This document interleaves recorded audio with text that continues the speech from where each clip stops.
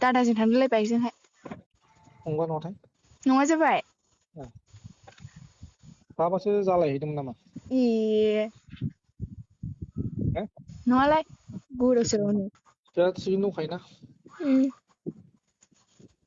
गोजौ नालाय। नोंथांमोना बे कल रेकर्डिंखौ ससियेल मिडियाफ्राव दिनै गोबां खोनाबाय जानो हागौ। दिनै बियो सासे जोंनि बर'नि फेस्ला खालामग्रा मुंदांखा अनिल कुमार नार्जारी आरो क्लास 8आव फरायनाय सासे उन्दै गथ' हिन्जावसा जाय बेबायदि गाज्रि खोथा रायज्लायनायखौ जोङो ससियेल मिडियानि गेजेरजों भाइरेल जाबाय थानायखौ जोङो नुनो मोन्दों आरो जोङो खोनानो मोन्दों। सावथुन मुलुगाव फाव खालामग्रा गासैबो एक्टर एक्ट्रेसफ्रानो दिनै बेबायदि गाज्रि खामानियाव लोब्बा थायो नामा? मानोना जोङो सम सम बेबायदिनो जाथाय जाबाय थानायखौ जोङो मोनथिनो मोनो, खोनानो मोनो। जाय जाथायफोरा जों पाब्लिकफोरनि गेजेराव गासैखौबो बेबायदि जायो होननानै साननांगौ गोनां जाहैयो। बे भिडिअनि गेजेरजों जों मोनथिनानै जोङो लानि बे जाथाया माबोरै जानो मोनखो बेनि सोमोन्दै नोंथांमोना बे भिडिअखौ नायोब्ला नोंथांमोना मोनथिनो हागोन। आङो जेब्ला भिडिअ आङो नुदोंमोन, भाइरेल जानाय खोनादोंमोन, आङो माखासे ससियेल मिडियाफ्राव थांनानै रिसार्च खालामहैदों माबोरै जानो मोनखो। बे रिसार्च खालामनायनि उनाव माखासे खोथाफोरखौ आङो नुनो मोनदों। जायखौ आं नोंथांमोननो भिडिअनि गेजेरजों फोरमायनानै होगोन। टाइगार अफ बिटिआर मुंनि मोनसे फेसबुक पेजआ मैयानि दिनावहाय मोनसे पस्ट हगारदोंमोन। बिसि फिसाय गोनां, न'खर गोनां मानसिफ्रा सिनेमा गानायनि मुङावहाय उन्दै उन्दै गथ'फोरखौहाय बुरखायनानैहाय बिसिनि देहा सोलेरजों गेलेनानै बिसिनि जिबनखौ नस्थ' खालामो होननानैहाय पस्ट होनाय जादोंमोन।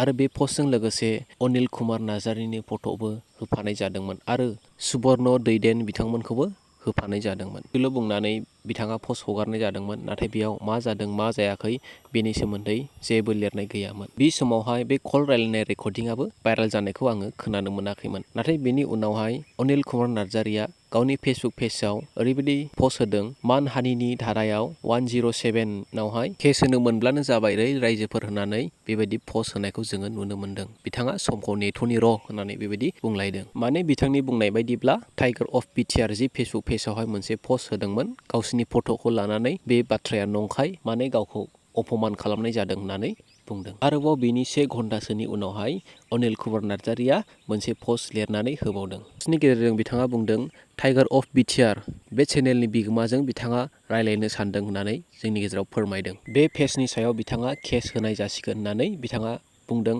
आरो बे पस्ट होग्राखौ मोजाङै साननानै नायनो थाखाय थिनदों।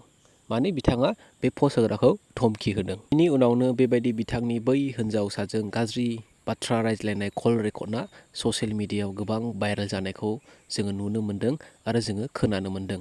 बेखौ जोङो बर'नि माखासे निउस पर्टेलाव होनायखौबो जोङो नुनो मोन्दों। अनिल कुमार नार्जारीया प्रेस मिट लागोन होननानैबो बुंदोंमोन, नाथाय दासिमबो लानायखौ जोङो नुनो मोनाखै। बेबायदिनो फेसबुक पस्टनि गेजेरजों सेमगेन्द्रा बसुमतारियाबो बैसोर जाथायनि सोमोन्दै ओरैबायदि फोरमायदों।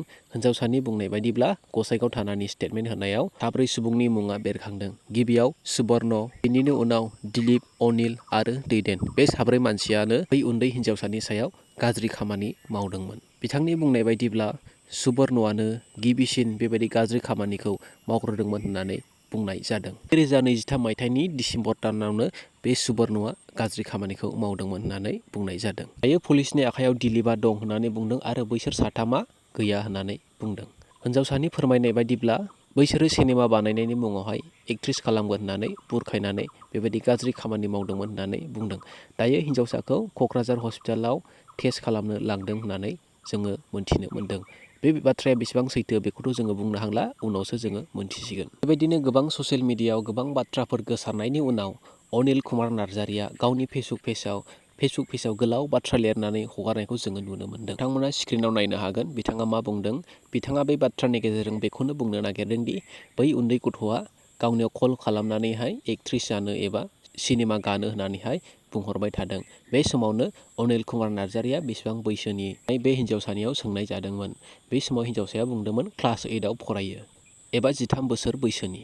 बेबायदि बुंनायलाय अनिल कुमार नार्जारीया उनाव गा उन्दैद्राय होननानै बेखौ बुङो। नाथाय हिन्जावसाया बिदि बुंसेयावबो गोबां कल मेसेज हरनानै डिस्टार्ब खालामबाय थायो होननानै गावखौ बुंदों। बेबायदि हरबाय थानायलाय बिथाङा मोनसे समावहाय बै गथ'नियाव जि दायो कल रेकर्डिं मोनसे गोसारगासिनो दं, बे बाथ्राफोरखौ बे गथ'नियाव सोंनाय जादों होननानै अनिल कुमार नार्जारीया गावनि पस्टनि गेजेरजों फोरमायदों। नाथाय सानसे समाव बै उन्दै हिन्जावसाया बङाइगावआवहाय सोरजोंबा थांनायावहाय हमजाहैदों होननानै बुंदों। बेयावनो बै कल रेकर्डिंखौ मोननानैहाय अनिल कुमार नार्जारीखौ अनिल कुमार नार्जारिनाव कल खालामनानै माथो नोङो बेबायदि गाज्रि खामानियावसो दं होननानैहाय बुंनाय जादोंमोन होननानै बुंदों। नाथाय बिथांनि बुंनाय बायदिब्ला अनिल कुमार नार्जारिया बै गथ'खौ मोगथाङाव लोगो मोनफेराखै, नुफेराखै एबा सिनाया। इयुननि समाव बिथांमोननि जाथाया मा जालाङो बेखौ समासो मोनथिसिगोन। बिथांमोननि जि कल रेकर्डिं ससियेल मिडियायाव गोसारनानै दं, बे जाथायनि गुबै जाहोना बेबायदि जादोंमोन। दिनै जोबथारनायाव आङो बेखौसो बुंनो सानो, गोरोन्थिया सानैनावबो दं। जोङो बेवहाय सासेखौल' दाय होनानै जोङो जानाय नङा। बै हिन्जावसायाबो खम नङा जानांगौ। बेनिखायनो बिथाङा बेबायदिनो गिदिर मानसिफोरजों गोबां गाज्रि बाथ्रा रायज्लायनो हादों। क्लास 8आव फरायनाय सासे उन्दै गथ'आ बेबायदि जानो हाथावगौ। बिथांनिया जुदि बेबायदि गाज्रि खामानियाव लोब्बा गैयाब्ला बिथांनिया बाथ्रा रायज्लायजेननायावनो बेनिफ्राय गोजान जानो हायो। नाथाय बिथाङा बे बाथ्रा रायज्लायनायखौ कन्टिनिउ खालामबाय थादों जानांगौ। बेयावनो बेबायदि जादों। बेबायदि देहानि सोमोन्दो लालायनायसिम थांनायनि मा गोनांथि दं? फारसे अनिल कुमार नार्जारियाबो गोबां गिदिर गोरोन्थि मावनानै थांबाय।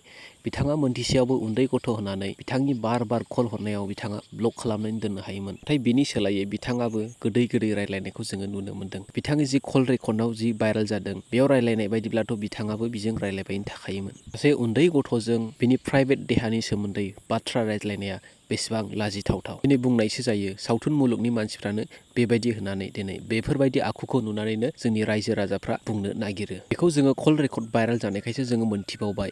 आरो बिनि सिङाव मा दंबावो बेखौथ' जोङो मोनथिनो हालिया। जुदि बिजों बेबायदि रायज्लायदोंब्ला माखासे गुबुन दंबावो, बिसोरजोंबोथ' बेबायदिनो बियो रायज्लायो, बेबायदिनो बियो मावो। हिन्जाव दं, बिसि दं, थेवबो बेबायदि गाज्रि खामानि मावनायखौ एंगाराखै। दिनै जोंनि आफादफ्रा बिनि सायाव मा एक्सन लागोन, जोंनि बिसिया बिनि सायाव मा एक्सन लागोन, बेखौ जोङो नेनानै थानोसै। बिथांनि सायाव मा मावो। एसेनोसै लोगोफोर, दिनैनि थाखाय भिडिअखौ बेयावनो दोनथ'नाय जाबाय। जुदि नोंथांमोना भिडिअखौ मोजां मोनदोंब्ला लाइक आरो शेयार खालामब्लानो जाबाय। Thank you for वाचिं।